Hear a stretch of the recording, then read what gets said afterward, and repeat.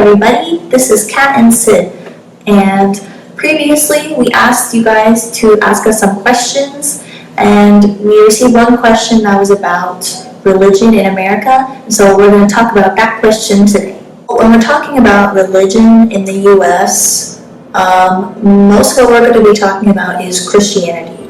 So Christianity has like two main groups. You have Catholic and then you have Protestant.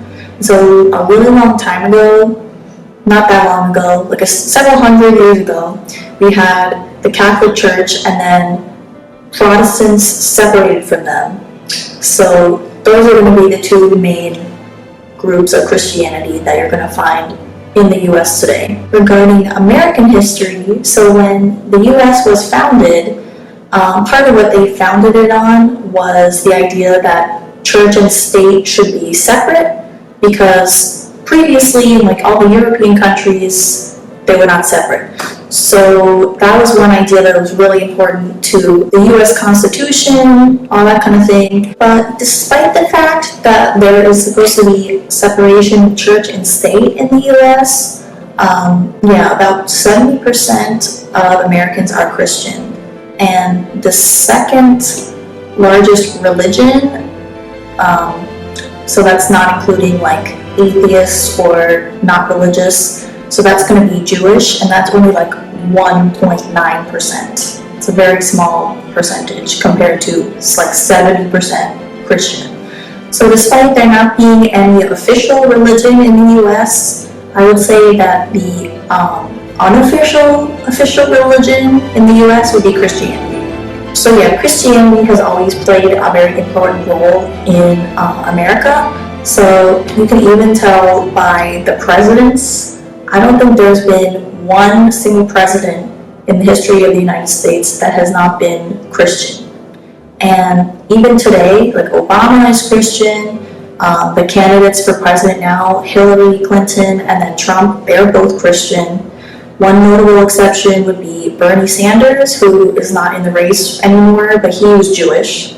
And then even back in the 60s, we had JFK, John F. Kennedy. So he was elected president, but he was Catholic. So he was Christian, but he's not Protestant Christian. And so a lot of people were actually very suspicious of this because, he's not Protestant, he's Catholic. Like, I don't know if I can trust him. So, I mean, the 60s are very different from today, but still it's kind of illustrates the way that you kind of have to, at least in the past, you kind of had to have at least an image of being a Christian, Protestant, person in order to, be successful in politics. So to give a little personal background about my experience with religion, I'm not religious, my family is not religious either. I didn't grow up going to church, but despite not being religious, my family still celebrates holidays like Christmas and Easter, which are Christian holidays, but we celebrate them in a very secular, kind of commercialized way, because it seems like everywhere in America you have people celebrating it, and it's kind of the way we celebrate it is very detached from religion, but at its core these are Christian holidays. I would describe my family as culturally Christian. Despite not going to church more than a few times in my life and not having sat down and read the Bible, I still know all of the Bible stories pretty well. It's pretty difficult to escape the influence of Christianity if you're here in the US. For example, if you are in high school or college in the US, there's a very, very good chance that you're going to have to study the Bible as literature. Even though the state is not supposed to be involved with religion, on our money it says, "In God we trust." So, I don't know. So like I briefly mentioned before, religion actually plays a pretty big role in politics here. So as you probably know, we have a two-party system. So we have Republicans, and they're generally associated with conservative views. And then we have Democrats, they're generally more associated with liberal views. And there is a very large force within the Republican Party, and that's the religious right. Right as in like right wing. And so they have a lot of views that are centered around Christianity and generally have to do with abortion and birth control and sex before marriage and gay rights. And so, yeah, generally they tend to dislike those things. The religious right is like a really important force in American politics. There are a lot of people with either very strong opinions for or against what the religious right is kind of talking about.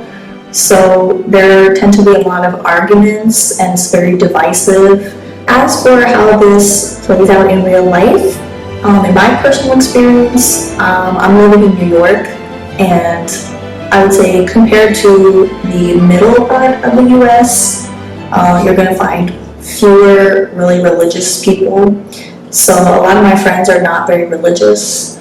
So basically religion doesn't really play a very large role in like the stuff we talk about or like what we do, but I imagine for people who are religious, yeah, that's a big part of their life. When you do come across people who have views that are different from you, for example, if I were to come across somebody who's like very, very religious and Christian, sometimes they're going to try and change your beliefs. And this actually comes from either side. So you'll have religious people trying to convert you to their religion, or you'll have people who are hardcore atheists and they really want to like say like, oh, religion is wrong, like I'm going to disprove it with these like rational arguments or anything like that. So yeah, basically on both sides you're going to have people who are trying to change the other side's mind. But the thing is, a lot of Americans really don't like to be told what to do. So this is going to cause a lot of problems. So when you do come across people who have opposing views from you, sometimes it can be hard to get along with them because they think that's right and that's the only way that's right. And in fact, for this reason, I think a lot of Americans think it's kind of impolite to discuss religion with people that you don't really know because, yeah, it can cause arguments. And American people don't really like to compromise that much. So we like our opinions. So right now, obviously, I'm in college, and when you go to college, you're going to meet a lot of people who are coming from their hometown, coming to college. So it's a very diverse crowd of people. So sometimes it can be, well, this is a good chance to meet other people and like learn about different beliefs. But if you, for example, have a roommate and you're living with somebody who has completely different views from you about this kind of stuff, it can be kind of difficult because it can seem like you're constantly, kind of like in this battle of like who's right, because people are very stuck to their opinions. They don't really want to compromise or they don't really want to change their mind. Sid told me that the situation regarding religion is pretty different in China. He told me that most people are not religious really. So maybe this seems kind of strange, but yeah, this is really what it's like in the US. This kind of thing happens a lot, I feel like. So yeah, I hope this was an interesting video, and I hope you guys will ask more questions, and please like and comment and follow us, and we'll continue to make videos. So thank you,